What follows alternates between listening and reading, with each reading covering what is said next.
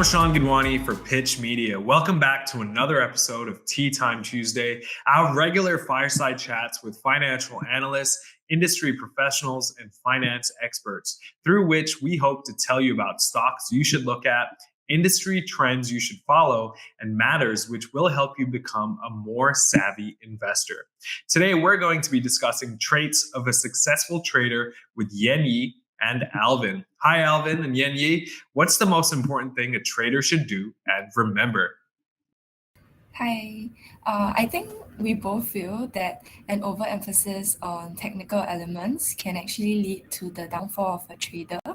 So, as much as carrying out fundamental analysis, drawing support and resistance lines, and using indicators as guidelines are all important tools of a trader, but putting too much emphasis on it could actually bring more harm than good. So, what is it that makes the difference? Is it discipline? We have heard it before that emotions should not affect our trading decisions, but how do you ensure that? Can you elaborate on three qualities that set successful traders apart from unsuccessful ones? Yeah, sure. I think, in our opinion, the first quality that sets a successful trader apart is a trader that has a structure. So the best traders have a game plan and then sees it through, with the latter determining a make or break. So we believe that there is no correct answer to what your structure should be. In fact, it should be tailored to your preferences and risk appetite. So let's dive a little deeper into what this structure entails. So to be a successful trader, you must first know your risk to reward ratio and build your structure on it. So news and emotions often come in the way of discipline. So it is important for a trader to know when he will get out even before getting into a position. And in our opinion, this is also known as setting a target price. So later, we will explore how and why making the decision to exit when your position is in losses is one of the most common mistakes any trader can make. But maybe first, Alvin can share a little more on how we can get our risk to reward ratio in place. Right. Thank you, Yan. Yes, it is important that our structure is built upon a risk-reward ratio. So successful traders always compare the expected returns of a trade with the potential risk of a trade not going in their favor. Expected returns can be seen as the take profit point of a trade, while potential risk can be seen as the stop loss point of a trade.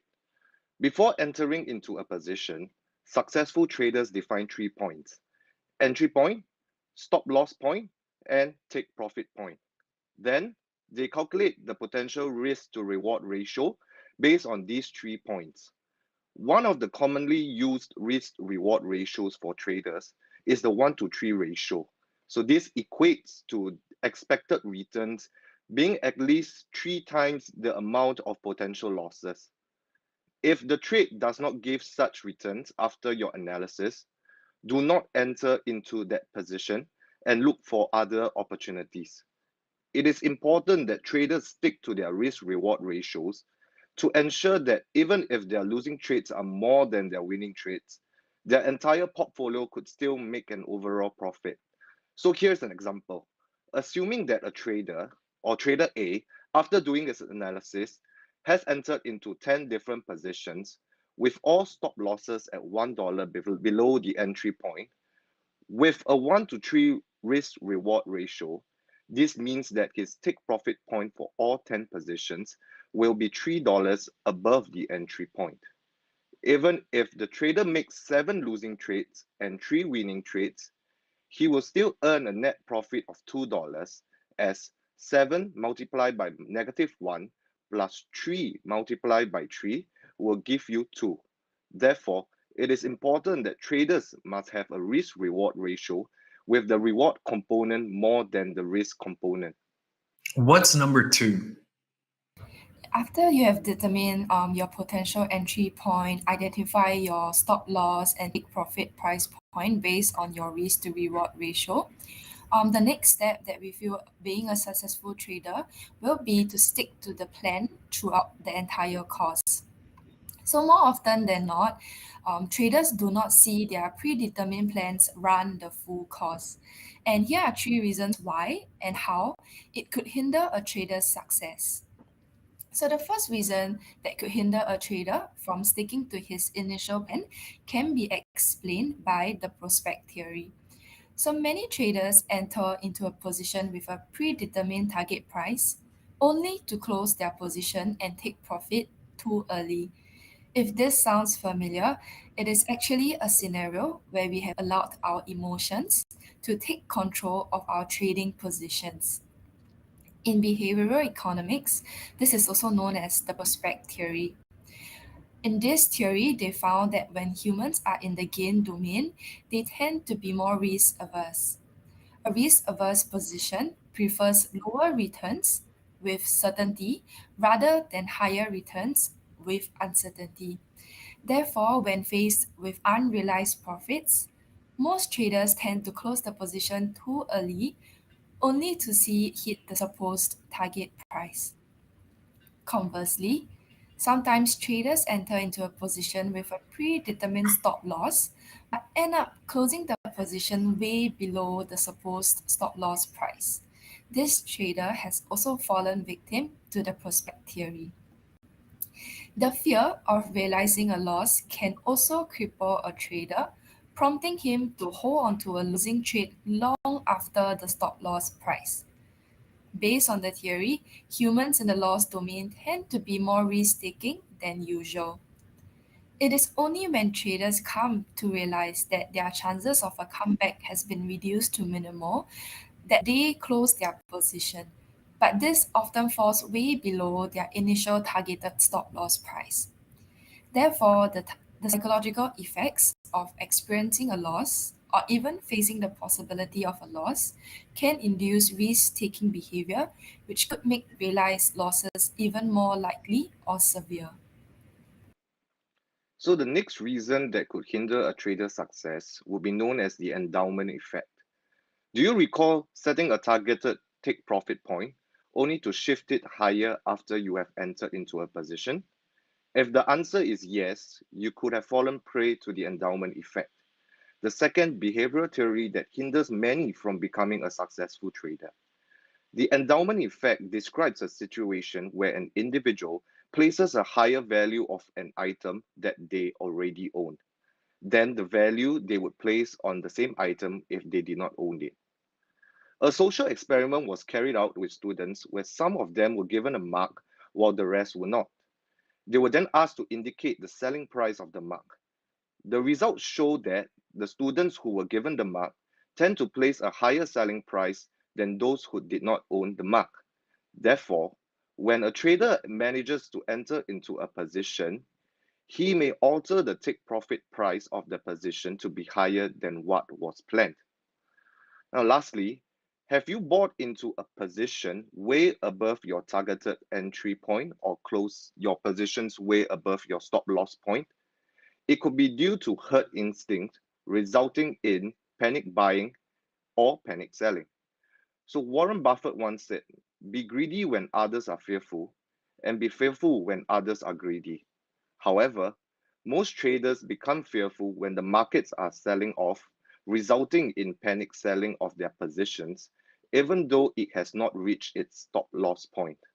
Alternatively, these traders also become greedy when their buying power increases, resulting in panic buy at a price way above their entry point, hence causing larger or smaller than expected losses or gains.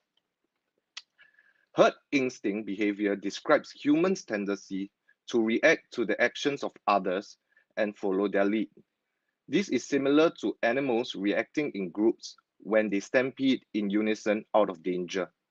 If the general consensus is going in one direction, one may feel they are wrong to go the opposite way, or may fear being singled out for not jumping on the bandwagon. Therefore, it is of utmost importance that you as a trader stick to your plan and never allow your cognitive biasness take control of your trading activities. That is why algorithm traders tend to be more successful than retail traders, as computers do not possess any emotions when carry out trades. What's number three? The third trait that we feel differentiates a successful trader is when the trader has an adaptable trading strategy. So, after learning more about the psychological pitfalls of a trader and the importance of sticking through a plan, which we mentioned earlier, this third trait is one that experienced traders should not miss out. And that is to review your trading strategy. Just like how investors consult a financial advisor for a review of insurance policies and do regular checkups to ensure they are healthy, traders should also check and ask themselves some questions, such as: have the indicators I'm relying on been helpful? Have my entry decisions or strategies been optimal? Has my risk appetite changed over the years? And how has the trading environment developed? And are my strategies still relevant? So, reviewing and adaptability is key in our ever changing world. There will never be two trading days that are exactly the same.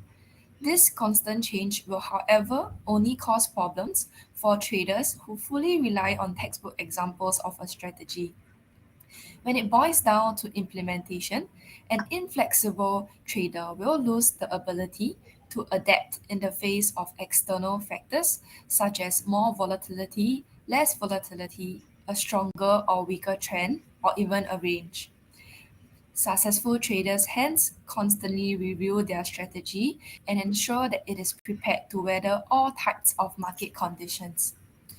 So we feel that trading goes beyond just technical and fundamental analysis. Soft skills such as mental flexibility are required to adapt quickly. The reluctance to change or adapt will often result in a swift drawdown of capital.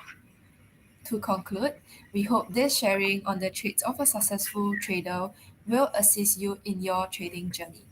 Remember that techniques alone may not be sufficient. Absolutely. Thank you both so much for your time. All of the information has been very useful, and I'm sure traders will benefit from this. Thank you. Thank you.